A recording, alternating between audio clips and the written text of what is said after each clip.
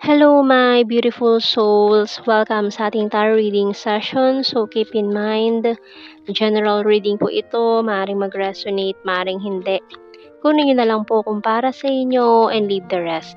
Maaaring mag-shift ng energies or magkapaligtad ang sitwasyon. Kaya, kayo na pong bahala kung saan kayo nakalugar sa reading natin. Okay, so meron tayong very slow movement dito with this Knight of Pentacles. Okay. And this is, Three of Cups. So, may hinihintay ka ba na taong uh, gusto mo makipag-ayos sa'yo? This is about reconciliation, reunion, pero ang bagal. Parang ang tagal mo na naghihintay sa kanya na lumapit siya sa'yo, humingi siya ng tawad sa mga nagawa niya sa'yo, pero hindi nangyayari. Kasi sobrang bagal ng energy nitong taong to. Maaaring maraming dahilan kung bakit hindi siya pumupunta or lumalapit sa'yo. Maaaring nahihiya ito or nag-aalangan or baka singhalan mo lang, sigawan mo lang or hindi ka pa nakaka-ano sa galit mo sa kanya. Baka kumbaga parang ayaw niyang sumugod sa galit na lehon, gano'n. Kasi alam niya ang kahihinatnan, parang gano'n. So, parang this person is parang gusto niya munang pahupain yung sitwasyon pero ang bagal lang ng energy. Okay, so we have here the Seven of Cups. So maaaring itong taong to ay ginawa kanyang option in the past, na may pinili siyang iba or nagkamali siya sa inyong relasyon noon. Pero ngayon, nag-e-emote. Sad and lonely ang feeling niya rito, nag-e-emote siya, parang pa-sad boy, sad girl ang datingan. So, we have here the karma or judgment. So, maaaring ayun na nga, naka-receive siya ng mga hindi magandang pangyayari sa buhay niya, na dahil dito sa mga desisyon niya sa buhay niya na hindi kaaya-aya. So, ayun na nangyari, parang nalugmok siya sa kalungkutan, na although parang nagpaplano naman siya na makipag-ayos sa'yo, pero ayun nga, parang nag-aalangan siya or parang na ano pa siya, yung isip niya kasi preoccupied pa ng mga sad thoughts niya, nag-e-emote pa siya, eh. We have here the Seven of Wands, so defensive mode pa siya ngayon, na parang hindi pa talaga siya reading humarap sa'yo. And, Two of Swords. So, talagang undecided pa siya, hindi pa niya maintindihan kung ano bang gagawin niya, ano bang planong gagawin niya sa buhay niya. Para kasing, naligaw siya ng landas ngayon, parang wala siya sa sa right path niya. Oh, Tower card, look at this. So, ito na talaga yung nangyayari sa buhay niya, falling apart.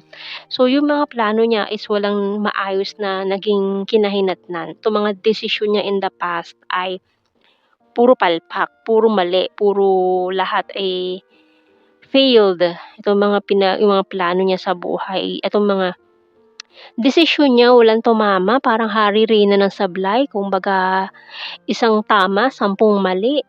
Ganyan siya pumili, 'di ba? Kahit ang dami ng options, oh. Okay, so we have here the Six of Wands. Pero ikaw, ayan, talagang, you're doing great and you're doing fine kahit na nawala 'tong taong 'to sa buhay mo. So, tingnan natin anong message ng archangels. Nagkasablay-sablay kasi lahat ng plano niya, eh.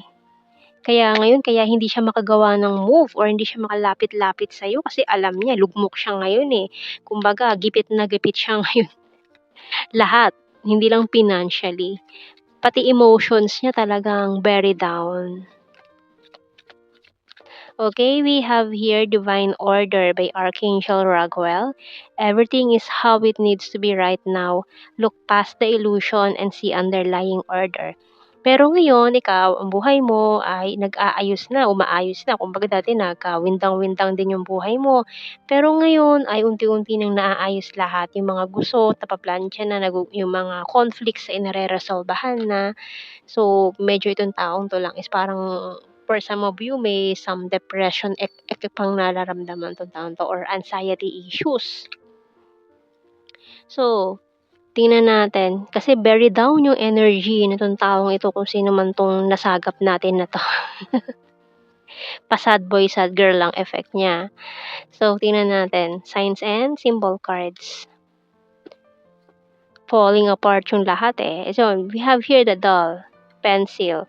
So, ayan, dati kasi ito yung energy niya, marami siyang mga hindi pinakita sa'yo na totoo, parang nagsinungaling siya or nagpanggap siya na kung ano man itong mga pinagpapapanggap niya na walang katotohanan. Kaya nangyari itong mga plano niya, mga pagkakamali niya ay ngayon gusto niyang ayusin pero parang hindi pa siya makalabas ng lungga, gano'n. Nagsesenti pa, nag-e-emote, naka-hermit mode, butterfly. Pero may malaking pagbabago daw na magaganap, lalo na sa taong ito kasi marami siyang plano, with this light bulb. Marami siyang gustong gawin pero hindi pa niya talaga magawa ito. We have the fish and tree. Okay, so kailan ba siya babangon sa kanyang pagkakalugmok? We have binoculars.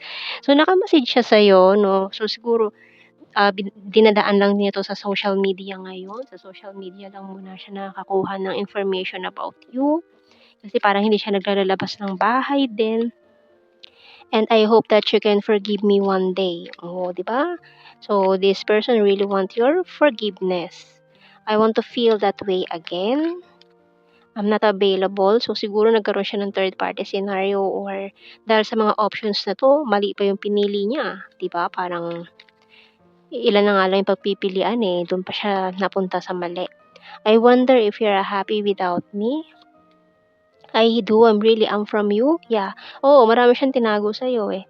With the stall energy and this one, marami siyang tinago.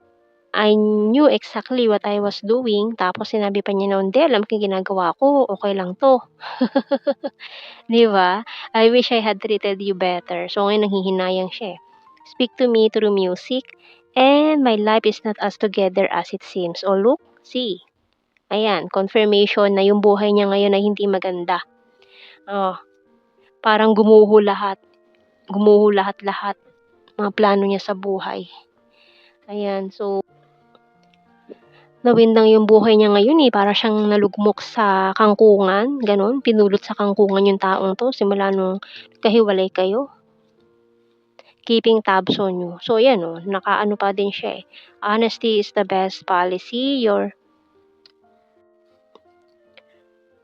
my rest and my healer, you're so sweet and caring, stubborn but practical. So ito, eh, kasi naging matigas yung ulo niya noon, sinunod niya yung mga gusto niyang gawin pero anong nangyari, nabulilyaso or gumuho lahat. Walang plano niya ang magandang kinahinatnan or walang desisyon ang naging tama ang kinahinatnan. Ayan, I'm guarded and wounded. You're so sexy and I'm a liar. So, ang dami pa niyang kasinungalingan noon. Pero ngayon talaga, buhay niya ay parang namumuhay siya ngayon sa kangkungan. Pinulot parang pinulot sa kangkungan 'tong taong 'to. Ayan, money is important. Parang ano, walang kahihinatnan ngayon yung buhay niya, parang lugmok na lugmok siya ngayon, eh. Dahil siguro parang tataka siya, eh. Bakit lahat ng plano ko, lahat ng desisyon ko, lahat ng gusto kong mangyari is hindi maganda yung kinahinatnan. Ayan, kasi siyempre yung mga ano niya is mali, nag-start siya sa mali. Maling mga desisyon, maling X and Y. F, R. Kaya kapag ang isang plano kasi is mali talaga, ay kahit anong gawin mo hindi itatama yun, hindi magtatama yun sa dulo kasi sinimulan niya ng mali. Letter P, B, I, N. Ayan ang ating initials. U ang bottom card. So, tingnan natin sa ating blue card, passion, the runner card, and balance. Parang ngayon kasi ang buhay niya na out of balance. Wala siya sa momentum ng buhay. Kumbaga, lahat ng gusto niyang mangyari hindi niya makuha. Parang ang ano, 'di ba? Hindi naman sa nakarma pero parang ano, 'di ba? Sa mga maling ginawa niya noon, maling desisyon. Yan ang napala niya. Ayan, kaya hindi talaga maganda na gumagawa ng hindi maganda kasi Balang araw talaga ayan, eh, may mga kapalit na ano, na babalik sa'yo, eh, ayan, 'di ba? So, tingnan natin sa general signs and the messages. Kaya talaga ang pagsisisi nasa huli, gano'n talaga ang buhay, ayan. So, kaya sa una pa lang dapat ayusin na natin, 'wag na tayo kung alam na nating mali, 'wag na nating suungin, mali, eh, 'di ba? Mali din ang kakahinatnan, ayun. So, we have here attractive, sexy body, confusing, April, skin tag, sarcastic, Leo sign, soon, may mga pinaplano niya soon, summer, mirror card, eye contact, Virgo, intelligent, number 9, animal lover, good heart, travel, smart, weird, sweet, Aquarius, mountain, and flirtatious. Kasi ito ang dami niyang kalandian noon, eh, pero walang natira ni isa, eh. Ikaw wala, nagfo-focus ka sa goals mo kaya maganda yung iyong mga nakukuha ngayon ng mga rewards.